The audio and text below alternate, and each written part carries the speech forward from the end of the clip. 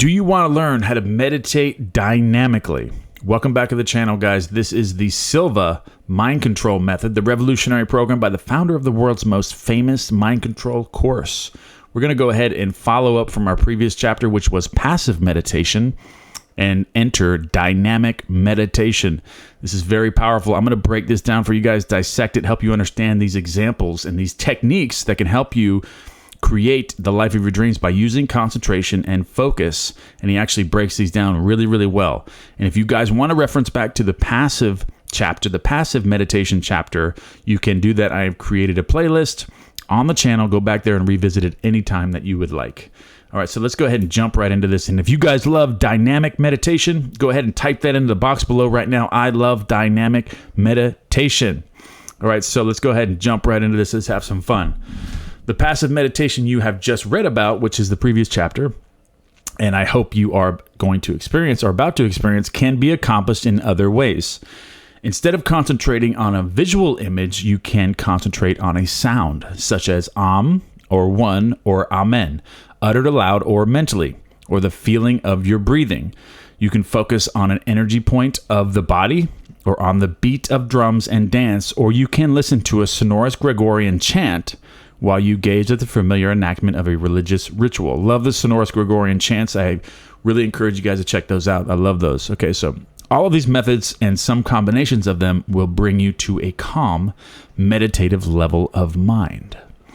I prefer counting backward to get you there, okay? Like he did in the passive, counting backwards from 100 to 1 in 2-second intervals. Okay, so once you have reached your level several times with this method, the method will be associated in your mind with a successful result, and the process will become more automatic.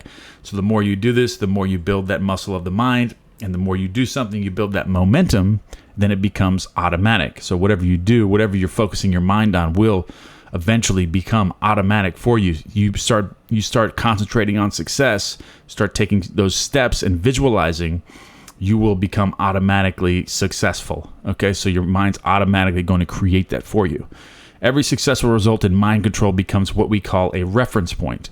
We hark back to the experience consciously or unconsciously, repeat it, and go on from there. Once you have reached the meditative level, to simply stay there and wait for something to happen, that's not enough, okay?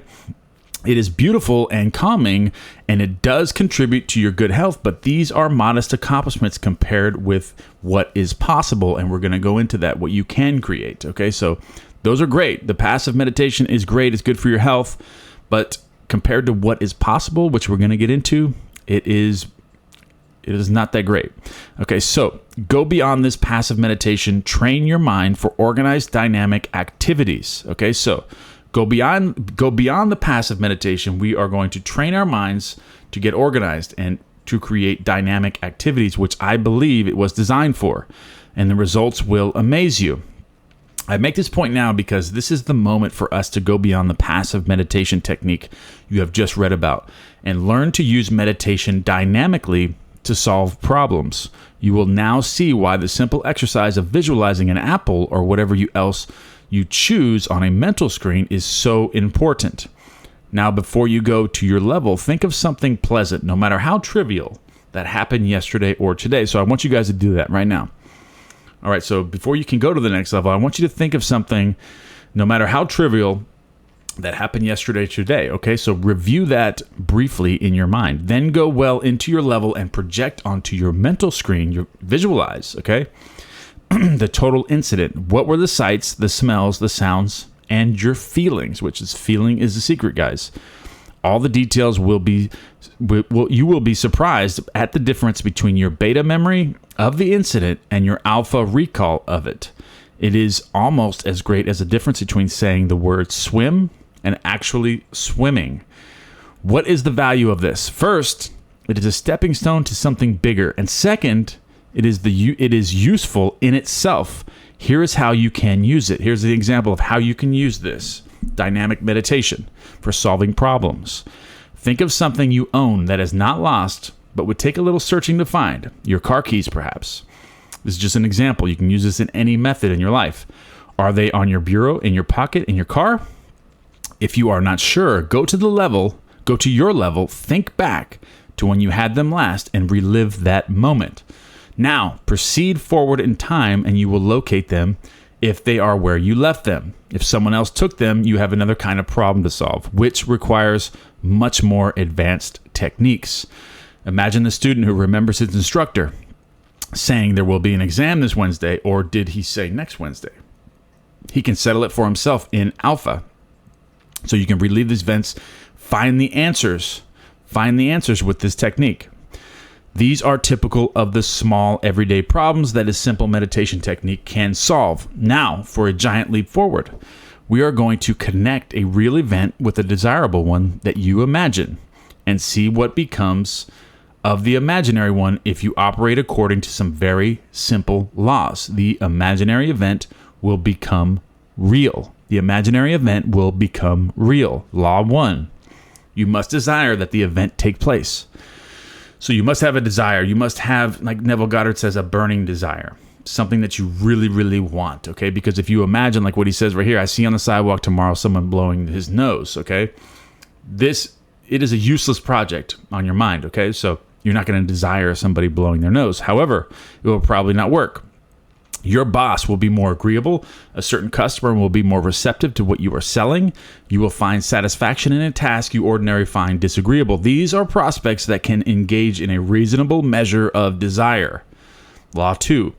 You must believe the event can take place. So the conception of yourself and the naturalness of that event. Okay, so is it believable to you? Can you believe that can happen? You can visualize it. You can visualize it all day long. But can you believe that it can actually happen? If your customer is overstocked with what you sell, you cannot reasonably believe he will be eager to buy it. So if somebody has 1,000 of your products, you can't reasonably believe that he's going to want to buy another 1,000, especially if he's not selling them. Okay, so if you cannot believe the event can reasonably take place, your mind will be working against it. Law 3. You must expect the event to take place. This is a subtle law. The first two are simple and passive. This third one introduces some dynamics. It is possible to desire an event, believe it can take place, and still not expect it to take place. You want your boss to be pleasant tomorrow. You know that he can be, but you still may be some distance from expecting it. This is where mind control and effective visualization come in, as we will see in a moment. Okay, so law number 4, you cannot create a problem. Not may not be, but cannot. Okay, so not may not, but cannot. This is a basic all-controlling law. Wouldn't it be great if I could get my boss to make such an ass of himself that he'll be fired and I'll get his job? When you are working dynamically in alpha, you are in touch with higher intelligence. And from the perspective of higher intelligence, it would not be great at all. You may trip up your boss and get him fired, but you will be entirely on your own and in beta. In alpha, it simply will not work. If at your meditative level you try to tune into some kind of intelligence that will assist in an evil design, it will be as fruitless as trying to tune a radio to a station that does not exist. Some accuse me of being a Pollyanna on this point. Thousands of people have smiled indulgently as I spoke of the utter impossibility of doing harm in alpha until they learn for themselves. There is plenty of evil on this planet, and we humans perpetrate more than our share of it. This is done in beta, not alpha, not theta, and probably not in delta. My research has proved this. I never recommend wasting time, but if you must prove this for yourself, go to your level and try to give someone a headache. If you visualize this event, it's kind of like if you want to poison your enemy, okay? If you want to hurt your enemy, it's like drinking poison, or you're thinking bad, or you're having that hatred towards anyone. It's like drinking the poison that you're trying to give them, okay? So this is the same thing that they're going over here. I never recommend wasting time, but you must prove this to yourself. Go to the level and try to give someone a headache. If you visualize this event as vividly as necessary to accomplish anything at all, one or both of the following will result. You, not your intended victim, will get a headache, or you will snap out of alpha. Okay, that kind of goes back to consciousness. We are particles of God. Okay, so if we're trying to harm someone else, we're really, who are we harming? Us. We're harming us. We try to harm someone else. Okay, this does not answer all the questions you may have about the good and evil potentials of the mind. There will be more to say later. For the moment, Choose an event that is a solution to a problem that you desire. Believe can come about. Okay, so believe something that you desire and that you believe that can come into your life, into fruition. And with the following exercise, we'll learn to expect. Here is what to do. Okay, choose a real problem that you face, one that has not yet resolved itself. As an illustration, let us say that your boss has been ill-tempered lately. There are 3 steps to go through once you have reached your level. Step 1, on your mental screen, thoroughly recreate a recent event which involves the problem. Relive it for a moment. Step 2, gently push the scene off the screen to the right. Slide onto another screen, slide onto the screen, another scene that will take place tomorrow. In this scene, everyone around the boss is cheerful and the boss is on the receiving end of good news.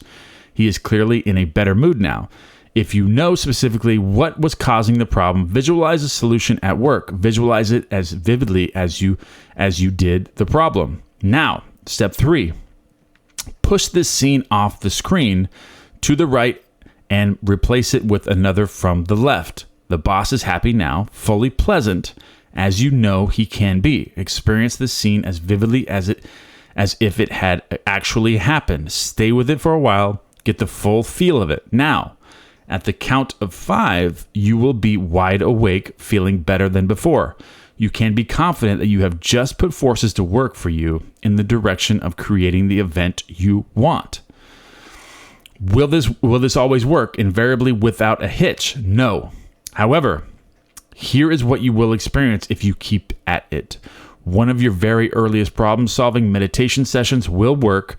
When it does, who can say it is not a coincidence? After all, the event you chose had to be probable enough for you to believe it could materialize. Okay, so then it would work a second time and a third. The coincidences will pile up. Abandon your mind control activities and there will be a fewer coincidences. Go back to it and the coincidences multiply again.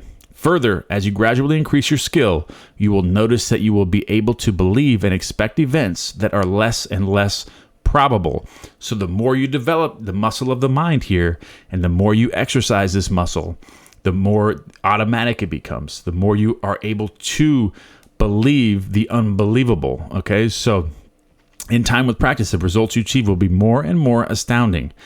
As you work on each problem, begin by briefly reliving your best previous successful experience. When an event better successful experience comes along, drop the earlier one and use the better one as your reference point. This way, you will become better and better, to use a phrase with an especially rich meaning for all of us in mind control. Tim Masters, a college student taxi driver in Fort Lee, New Jersey, uses his waiting time between fares to meditate.